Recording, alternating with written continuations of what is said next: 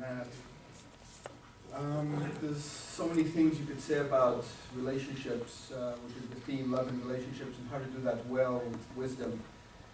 Most of you know my area of interest is in wisdom acquisition, how we acquire wisdom across the lifespan. There's very few better opportunities to acquire wisdom than relationships, for all the reasons was mentioned already this morning from the themes, the 6 themes we saw up there regarding love. There's the quote on Corinthians about what love is, so we know it's an interesting challenge to do love well, in terms of to think of it almost as a skill set that can be practiced, like any skill. And sometimes the assumption that it needs to come effortlessly or that it needs to come automatically interferes with, I think, doing it skillfully. Because when opportunity comes, when our ego is wounded and when we're tested, when we want things we're not getting, sometimes say that wisdom is what we get when we don't get what we want. And there's no better opportunities in relationship to test some of that out. What do you do when the rubber meets the road and you're frustrated? That's the time, right, for empathy, compassion, ego transcendence, mindfulness, some of these skills that we've been talking about. Let's do a quick game. I think some of you have played it in one of the workshops in the past, but the game is pretty simple. We count from 1 to 15. The only rule is 2 people cannot talk at once. And there's a learning curve to this as well. If 2 people talk at once, we acknowledge it's not a failure, it's a learning curve. So we say, yes, we're learning, right? And then we try again. And so let's try. 1, 2, 3. Yes. Yes. We're learning. 1. 2. Yes. Yes, we're learning. 1.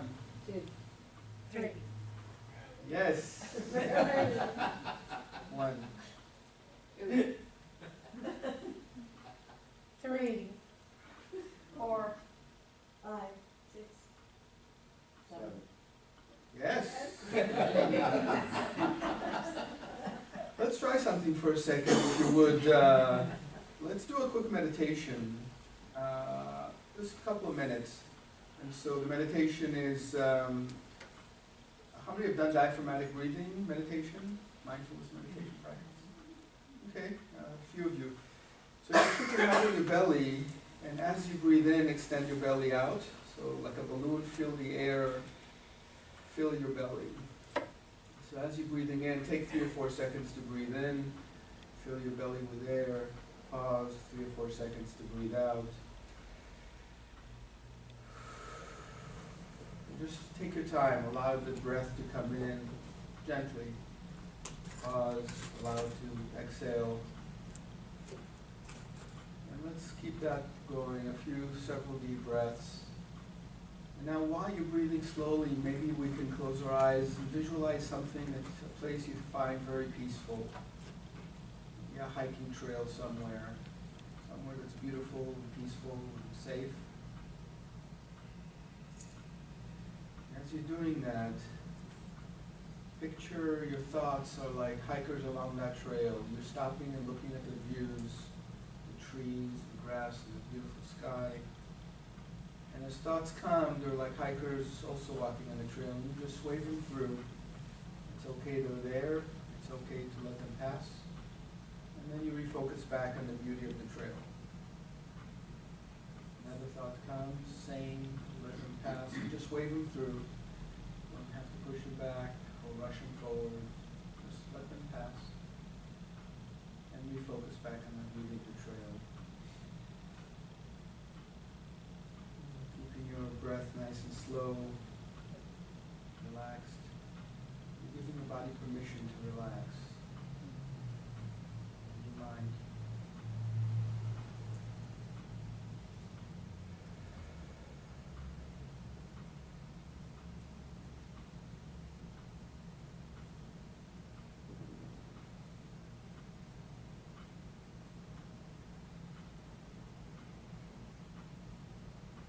As you find yourself relaxing, bring someone to mind who you deeply appreciate in your life and have a lot of gratitude that they're in your life.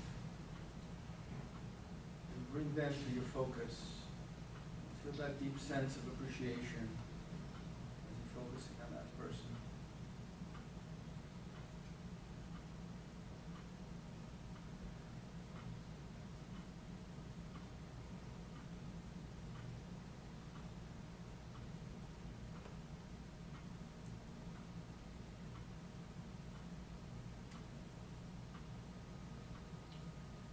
As you allow yourself to relax, and feel that relaxation and appreciation and gratitude, slowly and gently, whenever you're ready, bring both of those back into the room with you. Whenever you're ready with that sense of relaxation and appreciation and gratitude, open your eyes.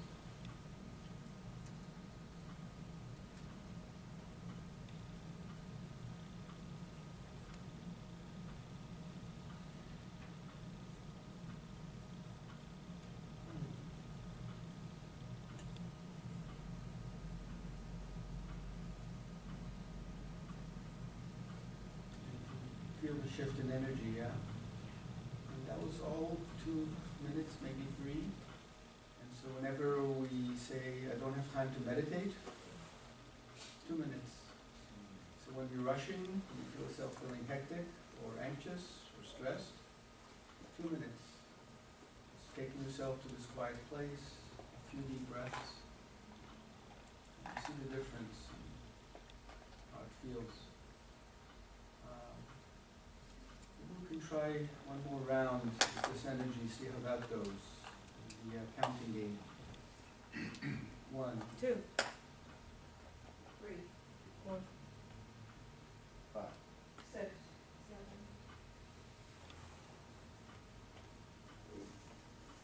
9. We're learning. But even, we may not have gotten to 15, but you felt the difference in energy. It was less frenetic. And when we're less frenetic, we're open up to others around us. The point of this game, in part, is to open up to each other.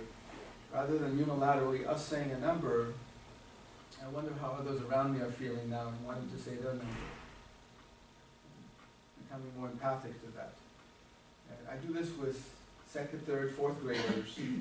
They love this game just as much as we do, and they make the same transition that we've just made in just a few minutes, to being more empathic to each other. It's not complicated. So it's interesting, on the one hand, the skill sets associated with love and relationships seem complex and need to be practiced. On the other hand, the practice is to get to things that are actually pretty straightforward and simple. We make it more complicated than it probably needs to be. If we want to make arguments for things, if we're looking to have an argument in a relationship, we probably all notice that there's always a way of finding something to argue about. Right? There's no shortage.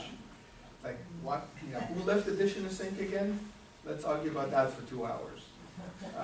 And chances are it's not about the dish in the sink, right? There's probably a good bet.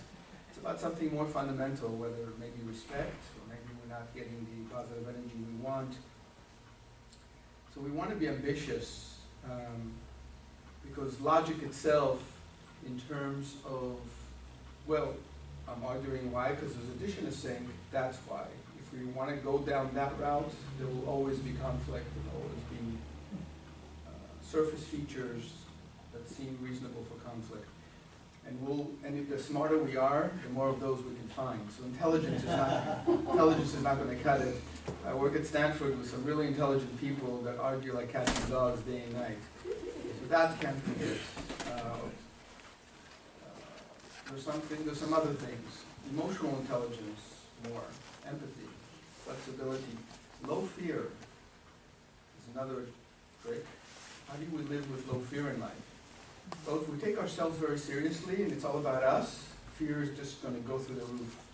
If the fear is high and we're in survival mode, it's hard to be in relationship with others in a calm way, because we're too busy protecting ourselves. How can you do this? You're too busy doing this, right? So a couple of deep breaths, bringing the body out of fight-flight can do wonders. So I'm a very big fan of the pragmatics of all these approaches. What are some simple techniques for embracing things that are pretty deep, like love? and reducing fear are among them. Reducing the cognitive distortions. Most of you have been in previous talks and workshops where we talked about reducing cognitive distortions. Those are some obvious things to do. All or nothing thinking, catastrophizing, mind reading, fortune telling. Our mind goes to the future. Anxiety just loves the future. Right? Right now, everything is fine. We're having this conversation. It's all good. An hour from now, a day from now, what about those bills I want to be paying? What about the IRS? What about the flat tire I need to fix?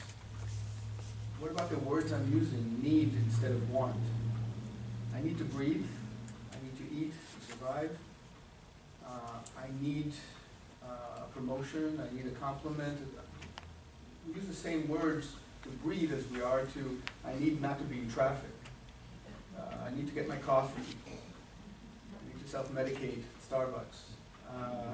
Is that really things we need or just want?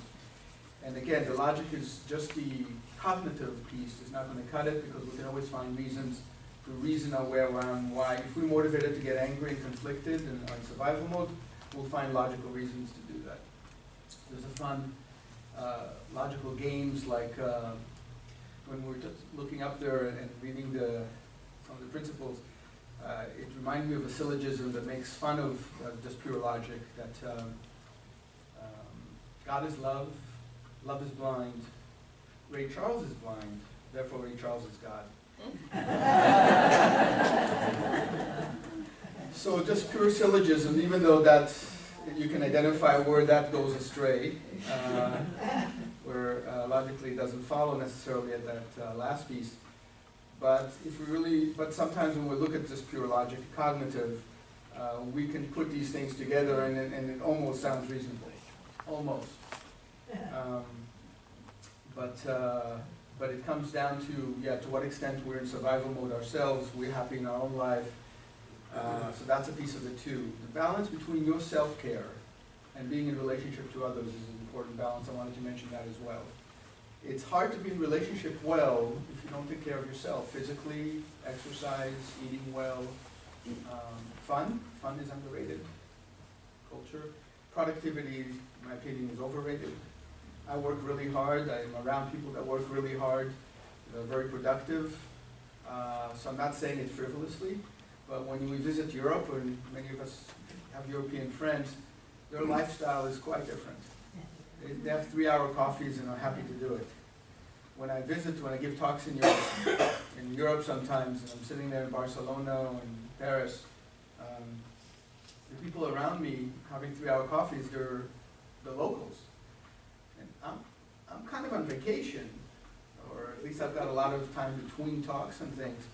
They're working today, and they're sitting there from 11 a.m. to 2 p.m. in the same coffee shop with their friends having coffee. And sometimes I talk to them and I say, are you working today? Do you live here? Are you visiting? And they start laughing, even at the question. They know where I'm coming from. And so there's differences in worldviews and what's important. Sometimes productivity overcomes everything else. And that's sad. So when I work with couples, and I'm in private practice also, I see about a dozen couples a week and about a dozen individuals a week. And the couples I see, one of the things I ask them is, when your partner walks into the room, what do? Do you still keep watching TV? You still stare at your computer? You look up and say, yeah, how's it going? Back to the computer? Or do you get up and give them a hug and a kiss? If that's not the case, there's something to work on here, right? Because the mindfulness and emotional intelligence and the empathy and love have been put on a side for the sake of distractors almost. So what do we prioritize? Imagine doing that on a first date, right? You're there in the restaurant reading the menu or reading a book, and the person shows up on the first date. You look up and go, hey, go back and read your book. I'm not sure they would sit down, much less be too enthusiastic about where this date is going. So that's on a first date. So when we're even in deeper love, deeper intimacy with someone, it seems even sadder that that kind of thing happens, right? Intimacy is an interesting word. The whole discussion we can have just on that word. But even if you tease it apart in the intonation, intimacy, into me, see. Seeing into me, see. And that's part of what makes intimacy sometimes challenging for folks. Who needs the aggravation of someone seeing the real me? It's like, I know the surface, what I present is impressive, but they don't know the crap I really am. Inside, right? So we walk around with these fears and cognitive distortions, and that interferes with letting go and opening up.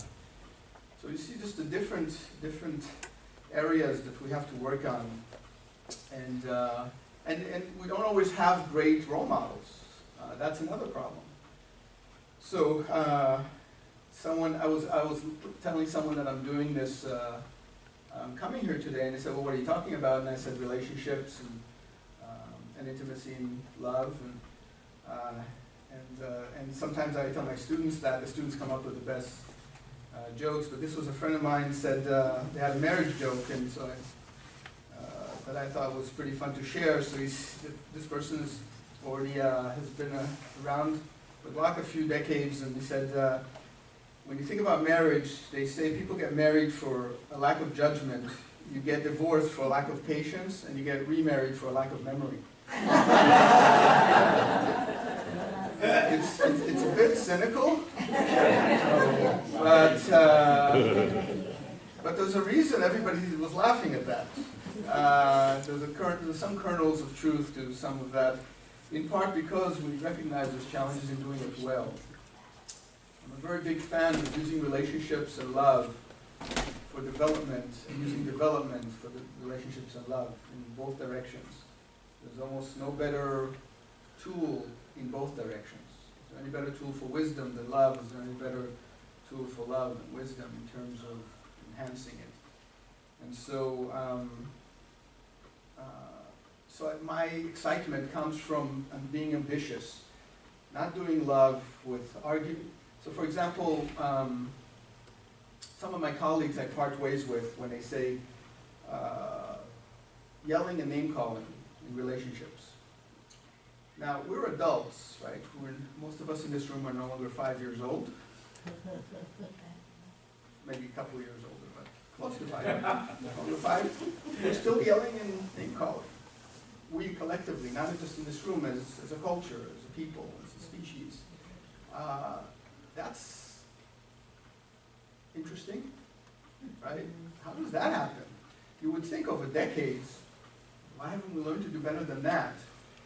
Well, there's emotional intelligence, and there's mindfulness, and the ego gets wounded, and we wanted when we were 5 our ball and our tricycle and all the rest, and then at 10, 15, we wanted our car and our first job, and we just keep wanting things, but the response when we don't get what we want seems to be being reactive, and rather than giving it balance and decatastrophizing. So, okay, so I'm not getting what I want, and rather than pushing some in that direction, there's an ego transcendence aspect to it. Of course I'm not going to get everything I want. Nobody gets everything they want. And here's one of the examples in my life. Why isn't it that simple? In part because we don't practice that way, and what we are become what we practice. Right? And when we look around us, many of us, it's easy to fall into the norm of getting upset when we don't get what we want, and watching others around us do the same. So in the relationships, I encourage you to be incredibly ambitious. Why should yelling and name calling be almost at zero? Why should it not be almost at zero? It can be. And that's just the beginning. Why can't it also be incredibly gracious and emotionally intelligent and empathic and compassionate? And when those are high, yelling and name calling are distant, back rear view mirror. They not only rarely happen, they rarely can happen. They're so far away from happening, so by the time we're yelling and name calling, a lot had to not be there in terms of our practice, personal practice. Happiness in life, our mindfulness, our empathy to someone else. If empathy was really high, if we were to yell at someone, we would feel their pain as we're yelling at them. But we're not doing that. So we're putting our agenda out there, we're frustrated and so on. And there's some sort of lack of balance there. So that can all be practiced. And once it's practiced, it becomes fluent. How many times does it take to practice to get good at anything? Well, anybody play any sports? Sports? Tennis? Soccer? If you swing a tennis racket, how many times do you have to swing a tennis racket to get a serve down? 10,000. 10,000. Okay, so he's quoting the expertise literature. It takes 10,000 trials before you get good at something. We probably get pretty good at it even before that. Let's give ourselves the benefit of the doubt and say even a few hundred to get one particular skill, not all of tennis, but let's say a particular serve. A few hundred trials of throwing the ball up, swinging. Now if we hop on the tennis court, if we get on the tennis court once a week, throw up the ball, take a swing at it, that was a good day's work. Okay. And tell all our friends, see you next week. Same. How long would it take to get the swing down? Long time. Hundreds of trials, do the math. Once a week, we're talking a decade. But if we get on a tennis court 3 times a week, and each time for an hour, and each hour we're getting 100 swings in, a few hundred swings is happening in weeks, not decades. So it comes down to pure frequency of practice. There's nothing that mysterious. One of my central messages that I hope to get out there is that there's nothing that mysterious about wisdom, love, or doing it all well. It's pure frequency in practice. And when you see 3rd and 4th graders do it well, because they practice a lot more than adults, it's sobering. There was a classroom I was in a few months ago, and there was this 2nd grade classroom, and this little girl who practiced a lot. In this classroom, when they have weekly events, they all sit down, and then there's sort of prime real estate in the classroom where you sit, and then there's kind of the 2nd order seats, like the boondock seats. And the kids all know this. They all want the prime real estate seats. It's funny how early this stuff happens, right? And so she had one of these seats, and then she got up and went to get something and came back. When she came back, a little boy was in her seat, took her seat. And even the phrasing, took her seat, right? As if we own seats or anything. But he took her seat, and so he sat where she sat, and she turned, and when she came back, she saw him, and I'm looking to see what she's doing. The precious 30 seconds. And she looks, and as he sits there, she kind of looks in surprise, pauses, looks around, and just does a beeline to another seat in the back somewhere. And so I thought that was pretty interesting, and after the session I asked her, so how are you doing? It was good. No bitterness, no anger. That's interesting. I noticed you sat somewhere else in the beginning of the class. Yeah? Still no anger, no irritation even. Why did you move? Oh, I had to go get something. Why didn't you sit where you sat in the first place? Oh, there was, Joe was sitting there. Why didn't you tell him to move? Wasn't it your seat? And she said, he seemed to need it more. Second grade. So do we wonder about empathy, mindfulness, emotional intelligence, ego transcendence? There's an existence proof that age rarely matters. It's just a pure amount of practice, and it's inspiring to see what's possible. So seeing what's possible is half of the job, because a lot of times we just assume everybody says, yeah, I know we had this terrible argument, and then we made up, and we all nod, yeah, I know what I mean, I went through that, we go through that too, as if it's okay, as if it's skillful or ambitious enough, and we can be a lot more ambitious than that. A lot of times we set up something that we say we aim to find love. What can I find love? What can I? And of course, most of us by now know that it's mostly inside us. It's not a matter of finding love, it's a matter of getting all the crap out of the way that's interfering with it. It's already there in all of us. It's all ready to be shared. We're all human, we all want to be connected, intimate, and there's so much fear and bad habits, bad quotes, habits that interfere with that, cognitive distortions, judgments, harsh judgments for self and others. It's another piece, by the way. if you want to be kind to others, start by being kind to yourself. So, self-compassion, rather than, can't believe I was so stupid, can't believe I was so-and-so. Well, if we call ourselves names, we're not that far from extending the same courtesy to others. Yeah? So being kind to yourself, we're human, we make mistakes, we have a learning curve. Hopefully the learning curve is sharp, so we don't have to make two mistakes. Someone once said, a mistake made more than once is a decision. So we all make mistakes. The question is how fast do we learn and how many times do we have to make them. But we will make them, so there's a humility piece to all of this. Of course we're going to make mistakes. Now, what did I learn from that? So one of the phrases you've heard from me in a few visits is opportunity to practice. Practice what? Empathy, mindfulness, emotional intelligence, gratitude, graciousness. And relationships offer phenomenal opportunities to practice. And embracing that. And we're not practicing for the other person, we're practicing for ourselves, first and foremost, and we're extending that to the other person. You need to be skilled. 99% of my couples counseling have nothing to do with the couple. It has to do with their individual skill sets. If fear is low, and emotional intelligence is high, and ego transcendence is high, most of the arguments just simply disappear. The motivation to argue mostly disappears. And the opportunities to connect and to embrace and to be gracious suddenly appear and are embraced. The ambition part of it is sometimes it's hard to imagine that we can actually have relationships that has almost no yelling or name calling, period.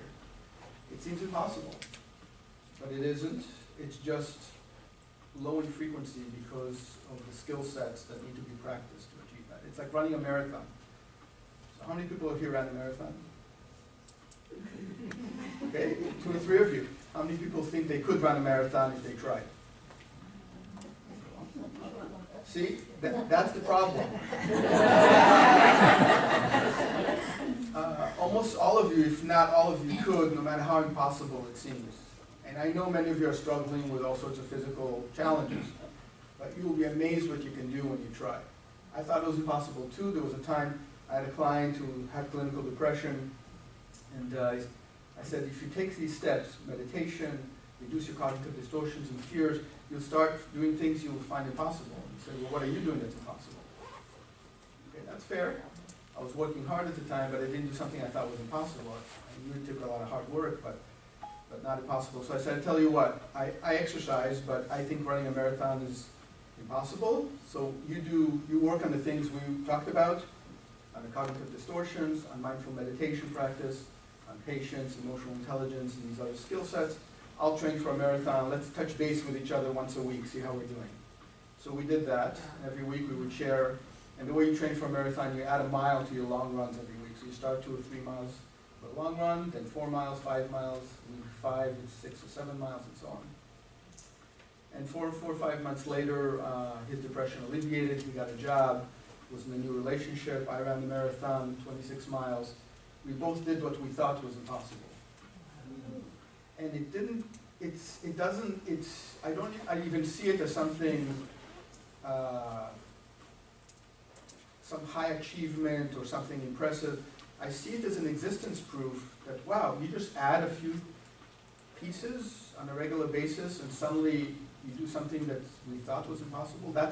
It's my existence proof for that. So every 3 or 4 years now I do something like that. I think, okay, what do I think is impossible now? And I try that. And as some inventors in history said, it's kind of fun to do the impossible periodically.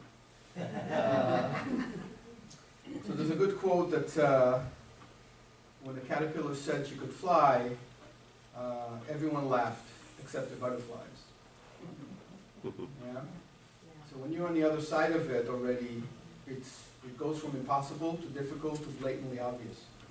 It's like the scientific revolutions.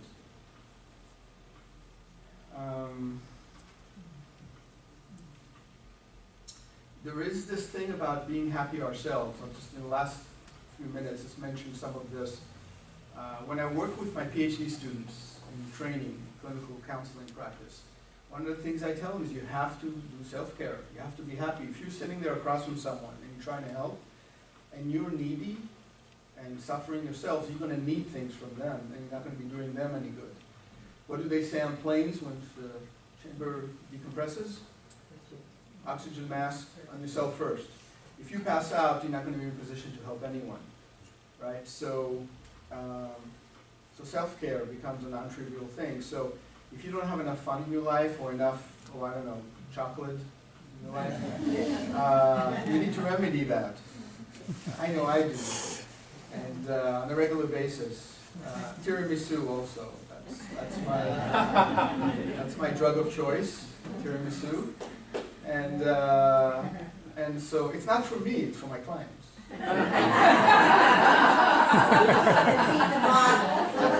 I have to do what I have to do. But there's some balance to be had there in terms of finding balance in life between our care and our care of others, between the extent to which when we're in partnership, when we're in relationship, finding that balance between self and other, and embracing that. And it's a moving target. It's constantly changing, but we want to be vigilant. And there's a difference between privacy and secrecy also in relationship. A lot of times we talk about privacy. Yes, there's a place for privacy. The difference between privacy and secrecy, fear, is the main difference. There's always room for privacy in terms of there are some things that we want to entertain ourselves in our mind and work through ourselves, and sometimes we'll be ready to talk about it later. Sometimes we may want to hold on to it for a while. But there's a difference between doing that with high fear versus low fear. And again, going through the cognitive distortions and doing thought records and things that tried and true practices and things like cognitive behavioral therapy has been around for 60, 70 years, and there are tens of thousands of studies showing the efficacy, the psychological science, that within 10, 15 weeks we can get rid of most of our fears about most things if we do active practice in it, phobias included. And so now there's a science behind all of this, and so to do it well is just a matter of practice. And so they'll probably worth finishing with the joke of the tourist visiting New York, and there are two jokes around this. One is feeling interconnected to others has this Buddhist feel to it, and if you think it does, you're probably intuiting that some of this model, what I came to call wisdom therapy, is this combination of a healthy self and transcending self, and doing it in parallel. It doesn't have to be done independently.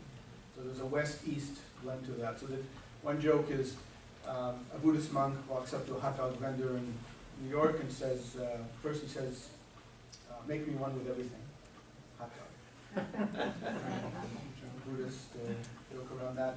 And then he gives him $20, and the hot dog vendor doesn't give him anything back. And the Buddhist monk says, well, wait a minute, what about my change? And the hot dog vendor says, change comes from within.